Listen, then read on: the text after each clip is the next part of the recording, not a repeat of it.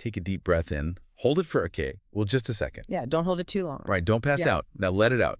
The oxygen that is currently circulating through your lungs, keeping your brain and your body alive, is actually industrial exhaust. It really is. It's literally waste. Yeah, it is the waste product of a microscopic, billion-year-old biological heist. A heist is honestly the best word for it. It's a complete reframing of how we look at the natural world. I mean, every green leaf outside your window isn't just, part of a plant. Right. It is a highly advanced, fiercely competitive biological power plant. Welcome to today's deep dive. Our mission today is to basically rescue photosynthesis from the dusty whiteboards of high school biology class. Because it really deserves a rescue. It totally does. We are not just going to memorize an equation today. We're going to tear it apart to see how the machinery inside actually works. And to guide us, we've got a fantastic set of source material. Yeah, a really comprehensive set of IB MYP 4 for 5 biology study notes. Exactly. Okay, let's unpack this. The notes, they start with that classic formula. The 1,6CO2 plus 6H2O plus light energy yields C6H12O6 plus 6O2. Which is usually the exact moment people tune out. Oh, 100%. It feels incredibly abstract, just floating letters and numbers on a page. I used to look at that and just see alphabet soup. But today, we are translating that math into the blueprint of what looks like alien-level technology. Yeah, it really does read like sci-fi when you get into it. Because whether you are prepping for a biology exam or you just want to know how the physical world operates, this process is deeply personal to you. It connects to everything. Everything. This specific microscopic factory forms the base of almost all food chains. Every single bite of food you consume leads directly back to this biological assembly line. But to understand the assembly line, we have to, walk onto the factory floor. Right, zoom way in. Exactly. Down into the plant cell, right down to an organelle called the chloroplast. So the notes describe the chloroplast as having this highly organized double membrane structure. 2 walls of security, basically. Yeah.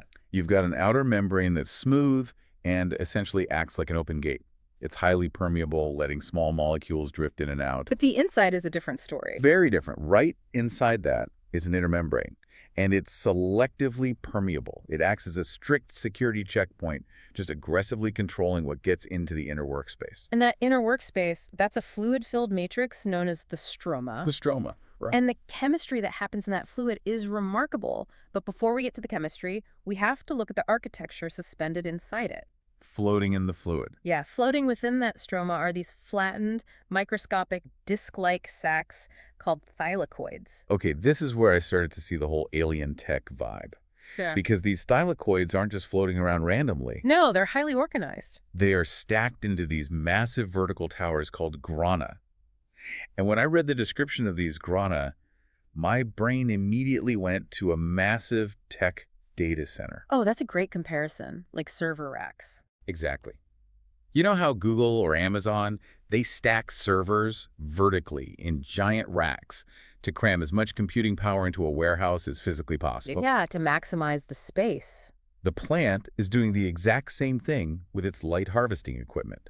It is maximizing its surface area to catch every single photon it possibly can. That's a really highly accurate way to visualize the architecture. But unlike a dry tech center, these server racks are bathed in that stroma fluid, constantly exchanging chemicals. So they're wet server racks. Wet server racks, yeah. And sitting right there on those thylakoid membranes is chlorophyll. The famous chlorophyll. Right. That's the pigment actually catching the light. It's perfectly tuned to absorb the high-energy blue and red wavelengths from the sun. And it reflects the green, which is why leaves look green to us. Exactly. But what's fascinating here is a detail buried just slightly deeper in the notes about where this whole setup actually came from. Oh, yeah, this blew my mind. If you look closely at the chloroplast, it's not acting entirely like a normal part of the plant cell. No, it's not. The notes highlight the endosymbiotic theory, and the evidence for this is just crazy. It is. Chloroplasts have their own circular DNA. Wait, I had to read that twice when I saw it. They have their own distinct genetic code. Completely separate. Separate from the actual plant they're living inside of. Separate DNA. And they even have their own 7DS ribosomes, which are the little machines that build proteins. They even replicate independently. So they're just on their own schedule. Completely. When a plant cell divides, the chloroplasts just divide whenever they want to. The overwhelming scientific consensus is that billions of years ago, These chloroplasts were entirely free-living photosynthetic bacteria. Just floating around on their own. Right, and a larger, predatory single-celled organism swallowed one of them whole. But didn't eat it. No, instead of digesting it for a quick meal, the larger cell effectively kept it alive and put it to work, harvesting solar energy. There's an ancient biological kidnapping. It really is. Plants just abducted a solar-powered bacteria, trapped it behind that strict inner security membrane, and built their entire evolutionary empire around it.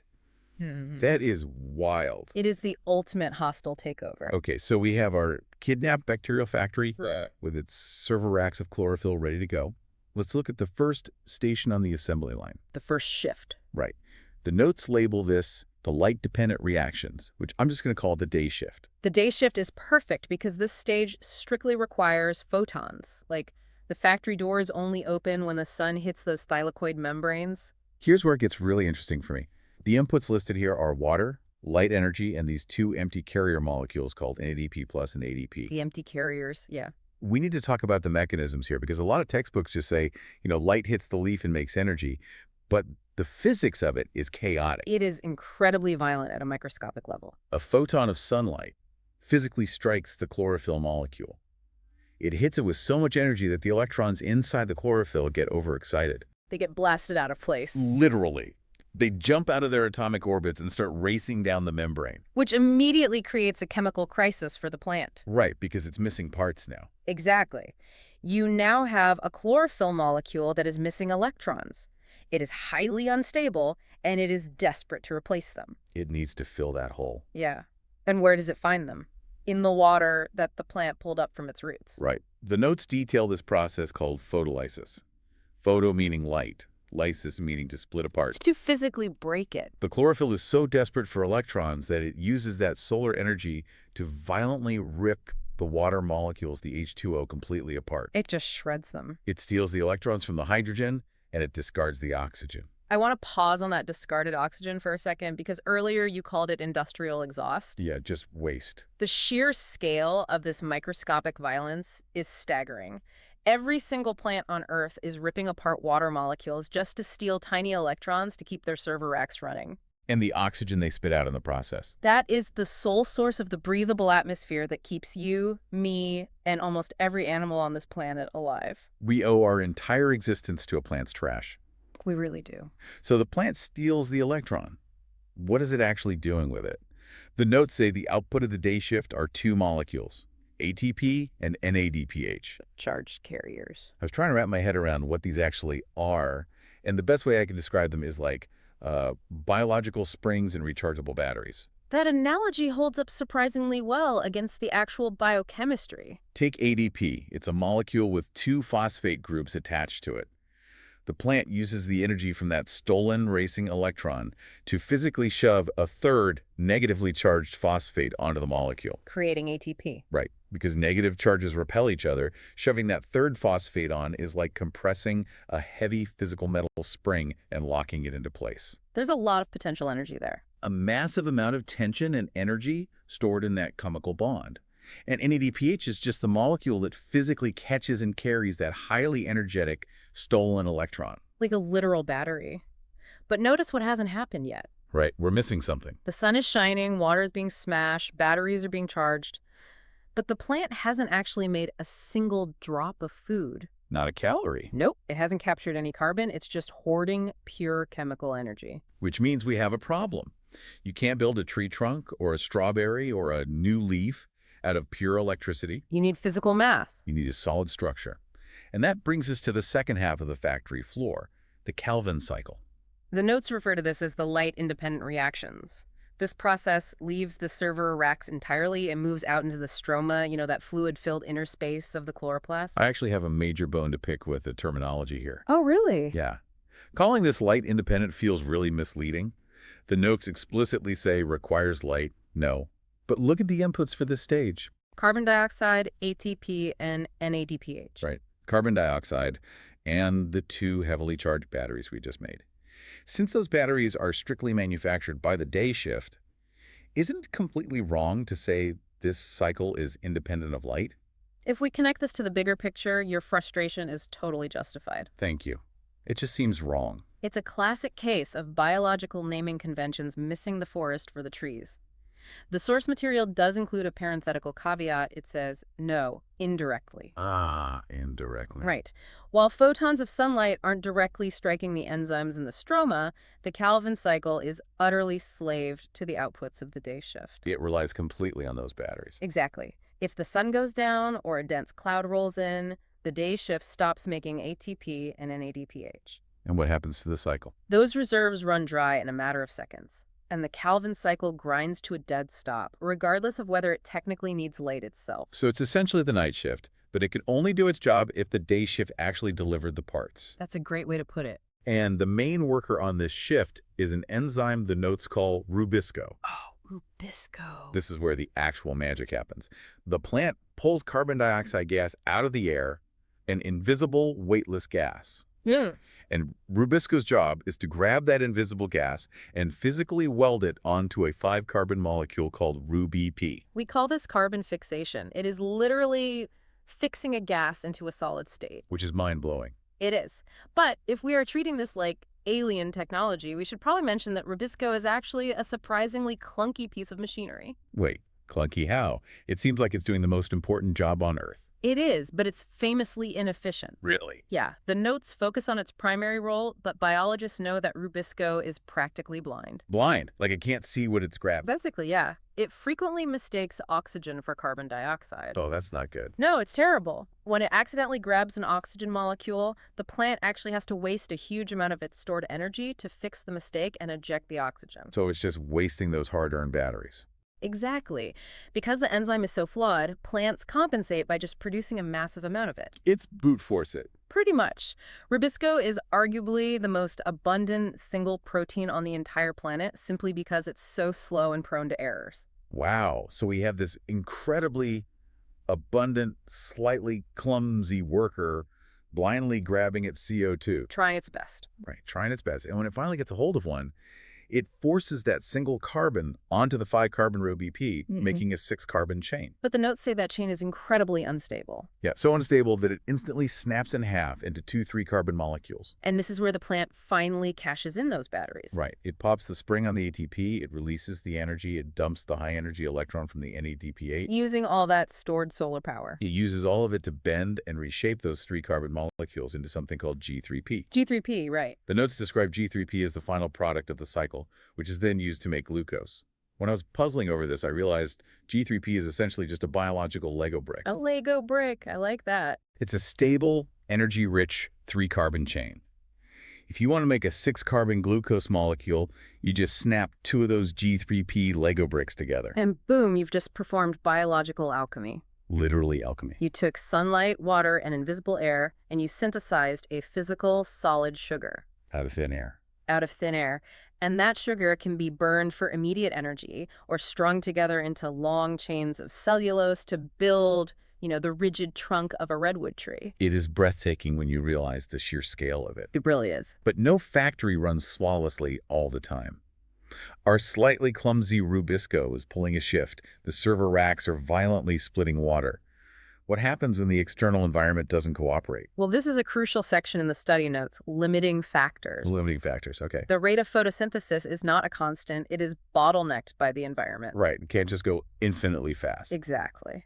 The notes highlight 3 specific limiting factors. You've got light intensity, carbon dioxide concentration, and temperature. The graphs for these 3 factors tell a really interesting story about the mechanics of the factory. They do. They're very distinct. Let's look at light intensity first. The notes show that as you increase the light, the rate of photosynthesis shoots up linearly. Makes sense. More light, more power. But eventually, it hits a hard ceiling. It plateaus completely. Right. To use your factory analogy again, imagine you speed up the conveyor belt delivering parts to a worker. Okay. The worker starts moving faster and faster to keep up, but eventually the belt is moving so fast that the worker's hands simply cannot physically move any quicker. They max out. You've hit maximum capacity.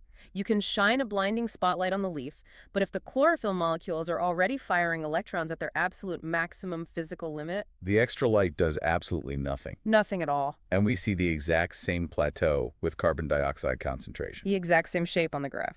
You can pump as much invisible CO2 gas into the room as you want. But if our clumsy friend Rubisco is already grabbing gas molecules as fast as its physical structure allows, the system maxes out.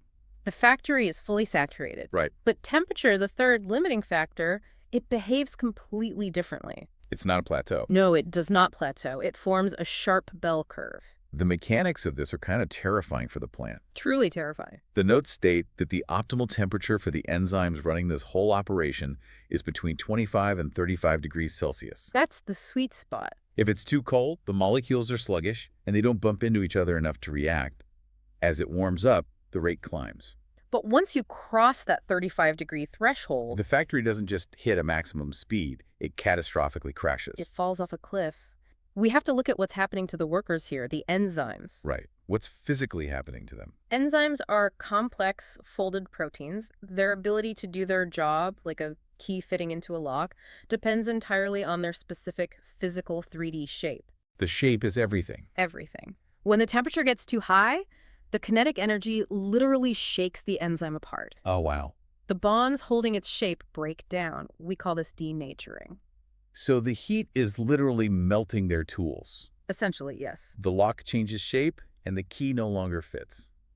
And it's worse than just the enzymes melting. It is worse. The notes point out that extreme heat forces the plant into a defensive mode.